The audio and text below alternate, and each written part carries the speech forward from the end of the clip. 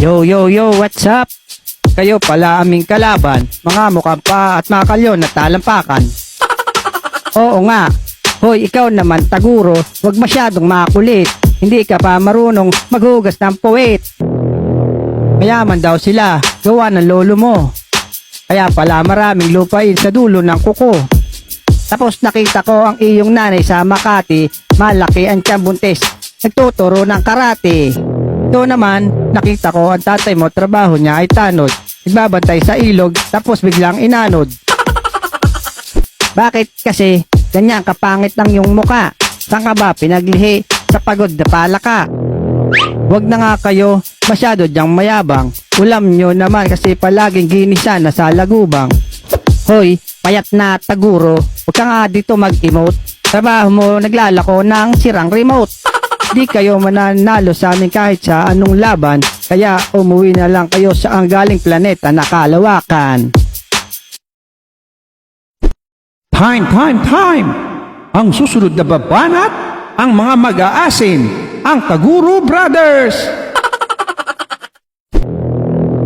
Ikaw namang kulot na may kasamang busarga ang ilong.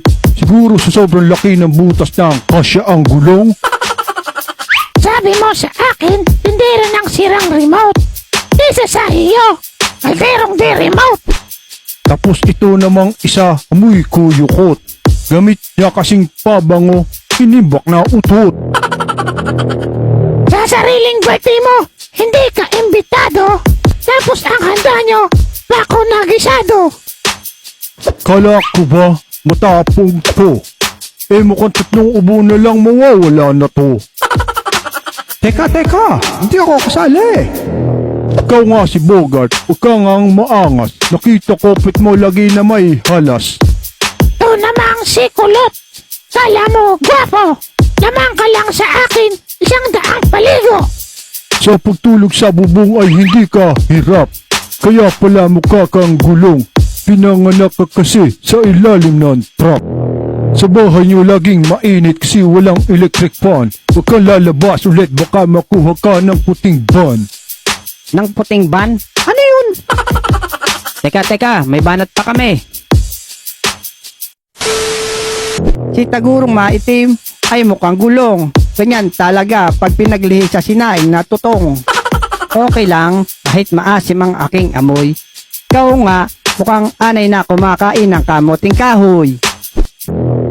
Okay mga lods, hanggang dito na lamang dahil sila Taguro walang pakinabang. Kung nagustuhan nyo ang content na ito, mag-comment lang kayo at gagawin ko ng part 2. Yo! Yummy hotdog, may tome. Hotdog is the center of the bread, may tome.